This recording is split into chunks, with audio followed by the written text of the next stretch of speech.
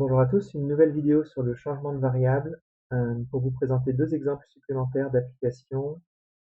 D'une part, un changement de variable facile euh, et d'autre part, un changement de variable facile. La différence, c'est que le deuxième va donner lieu à des calculs un peu plus compliqués. Et dans les deux cas, on va être sur des changements de variables faciles. Ce que j'appelle changement de variable facile, c'est des changements de variables qui éventuellement ne vous seront pas suggérés par l'énoncé. Donc souvent, on vous dira, on pourra penser à faire tel changement de variable pour simplifier telle intégrale, mais il y a des cas où vous pouvez être amené à y penser tout seul, vous devez être à même d'y penser tout seul, c'est les cas de changement de variable affine. Alors qu'est-ce que j'entends par là? C'est un changement de variable juste de la forme x égale at plus 2. Donc pour ça, on va prendre un premier exemple, pour le coup qui va donner lieu à des calculs assez simples. Je veux calculer l'intégrale de 1 sur 1 plus 4t carré, pour t allant de 0 à 1,5. Donc là, je vais reconnaître quelque chose qui ressemble presque à une primitive, à une dérivée connue. Le 4t au carré, c'est le carré de 2t. Et là, j'ai presque un truc qui ressemble à ma dérivée d'arc-tangente, c'est 1 sur 1 plus u carré. Le seul truc qui m'embête, c'est que j'ai pas de u'. Alors bien sûr, on pourrait multiplier par 2, diviser par 2 et appliquer directement la formule de dérivée d'une composée. Mais là, je vais le faire sous forme changement de variable pour qu'on voit vraiment ce qui se passe. Donc là, j'ai envie d'avoir juste ma variable au carré à la place du 2t. Et donc, ça me donne l'idée de poser u égale 2t. Donc, changement de variable assez naturel. U égale 2t. Dans ce cas-là, du par rapport à dt, c'est quoi? J'ai juste besoin de dériver 2t par rapport à t. Donc, du, c'est la dérivée de 2t, c'est-à-dire 2 fois dt. Il faudra aussi que je gère les variables, pardon, les bornes avec la nouvelle variable. Quand t vaut 0, u qui vaut 2t vaut 0. Quand t vaut 1,5, u vaut 2 fois 1,5, donc 1. Donc là, je suis paré pour faire mes trois opérations. Premièrement, remplacer 2t par u. Deuxièmement, remplacer dt par 1,5 de du, vu que du c'est 2 fois dt. Et troisièmement, remplacer les bornes 0 et 1,5 par les bornes 0 et 1. Donc voilà ce que ça donne. Ça donne l'intégrale de 0 à 1 de 1,5 de du sur 1 plus u carré. Et là, je peux terminer le calcul. Je vais sortir le 1,5 de l'intégrale pour reconnaître la dérivée d'arc-tangente à l'intérieur de l'intégrale. On est amené à faire l'arc-tangente entre 0 et 1, c'est-à-dire arc-tangente de 1 moins arc-tangente de 0, ça fait pi sur 4. La division par 2 donne un résultat final de pi sur 8. Voilà, donc là, on a fait un changement de variable affine, c'est-à-dire juste on a fait un changement u égale 2t. Donc c'est juste une constante fois t.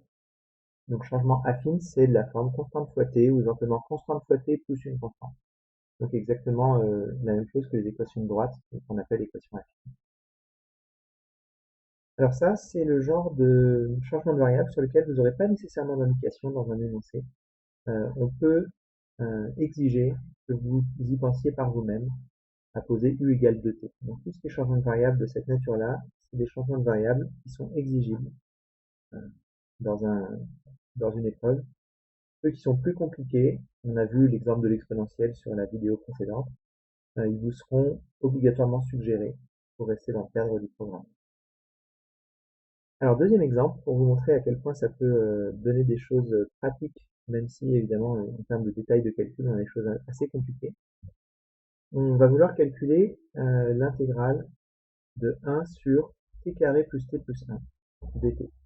Donc ça a l'air horrible parce que on ne reconnaît pas du tout de u' sur u. En bas, il y a du carré, donc on voudrait presque un arc-tangente, mais le problème c'est qu'il y a le t qui nous embête, bien sûr. C'est pas aussi facile que tout à l'heure où il y avait juste 1 plus un certain nombre de fois t au carré.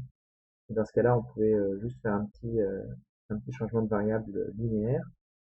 Donc là, ça va être très compliqué. Alors je vous laisse mettre en pause la vidéo et envisager de voir comment vous feriez. Et si vous ne voyez pas, je vous laisse avancer un petit peu jusqu'à une prochaine indication, remettre en pause, réessayer. Voilà. Ça peut être vraiment pas mal d'essayer de trouver pas à pas la démarche à adopter. Alors, premier indice, on va essayer de mettre le dénominateur sous une forme qui nous fait penser à la dérivée de l'arc tangent. Alors ça, c'est quelque chose que vous avez déjà fait quand vous avez géré les trinômes en première. C'est ce qu'on appelle la forme canonique du trinôme t carré plus t plus 1.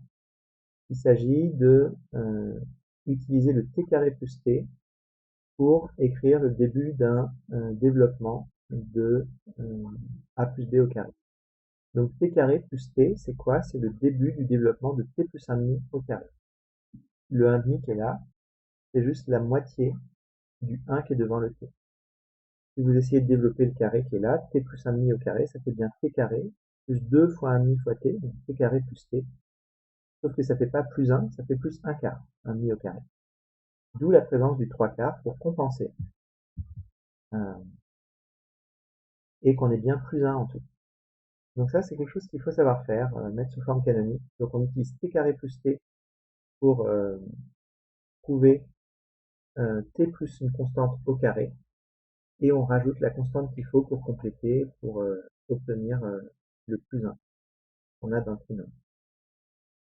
Et maintenant, pour avoir quelque chose qui ressemble encore plus à un 1 plus u au carré, je vais mettre un facteur 3 quarts. Et comme ça, j'ai 3 quarts facteur de 1 plus. Et alors avoir mis un facteur 3 quarts, qu'est-ce que ça fait sur le carré? Ça amène à ça. Je vous laisse le vérifier. Si on rentre le 3 quarts dans le carré, ça fait bien racine de 3 sur 2, d'où la présence des 2 sur racine de 3 ici. Voilà, donc ça c'est un calcul que je vous laisse écrire en détail. Et vous pouvez prendre tous les trinômes que vous voulez, t carré plus 2t plus 2, t carré plus 3t moins 1. Vous pouvez prendre tous les trinômes que vous voulez et vous entraîner à les mettre sous cette forme-là. Donc sous forme canonique d'abord, et ensuite on factorise par le coefficient constant pour avoir 1 plus quelque chose au carré.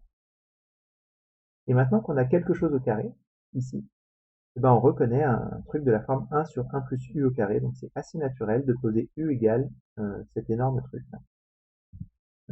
Donc u égale 2 sur racine de 3t plus 1 sur racine de 3. Là aussi, je vous laisse, comme précédemment, calculer du en fonction de dt, calculer les nouvelles bornes en fonction des anciennes, et remplacer dans l'intégrale. Donc on va remplacer